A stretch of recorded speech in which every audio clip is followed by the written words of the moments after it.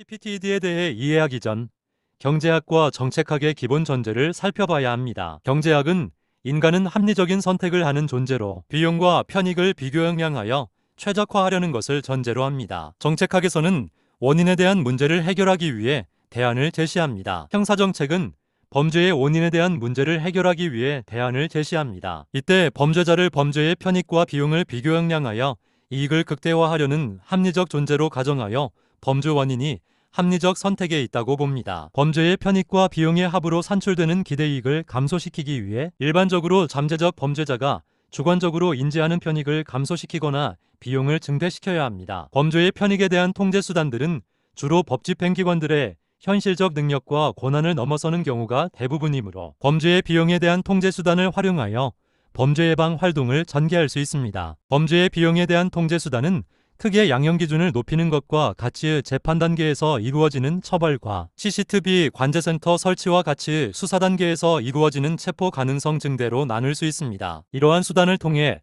잠재적 범죄자가 주관적으로 인지하는 범죄의 비용을 증대시킬 수 있는 것이죠. 이때 CPTED는 처벌이 아닌 체포 가능성 증대와 관련성이 큽니다. 대표적인 예시로는 해저와 CCTV를 떠올릴 수 있습니다. 그러나 해저와 CCTV는 서브리미널 알지 못하는 사이에 영향을 미치는 의 관점에서 차이가 있습니다. 해저는 서브리미널 환경적 디자인으로 알지 못하는 사이에 접근하는 것 자체를 꺼리게 하는 경향이 있습니다. 쉽게 말해 CCTV는 더러워서 피하는 개념이지만 해저는 더러워서 피하는 개념에 해당하지는 않는 거죠. CPTED의 핵심적인 세 가지 요소는 자연감시 접근 통제 영역성 강화로 나눌 수 있습니다. 자연감시의 예로는 베르사유 궁전 앞에 넓은 정원이 있습니다.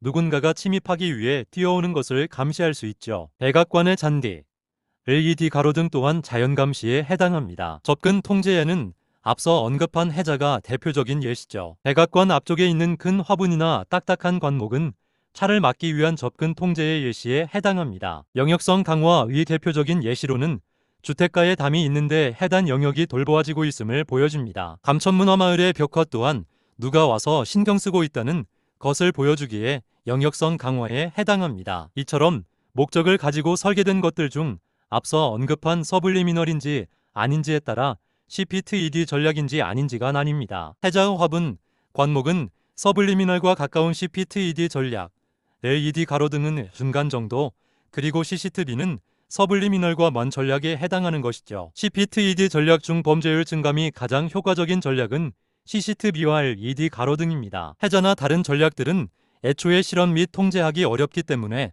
그 효과성을 확인하기 어렵기 때문이기도 한다. CCTV의 효과성에 대한 연구를 살펴보면 집계구 내에 CCTV가 1대 설치되면 해당 집계구의 절도범죄는 1.23건 감소하는 것으로 확인되었다고 합니다. 우리나라 CPTED의 한계점은 모든 지방자치단체가 동일한 사업을 진행하고 있다는 점을 들 수 있습니다. 모든 지방자치단체가 CCTV와 LED 가로등에만 대부분 주의를 기울이는데 앞서 언급했다시피 이는 진정한 CPTED의 의미와는 거리가 멉니다. 따라서 앞으로 국가와 지방자치단체가 진정한 CPTED의 의미를 고민하고 이를 적용하는 방식이 필요할 것입니다.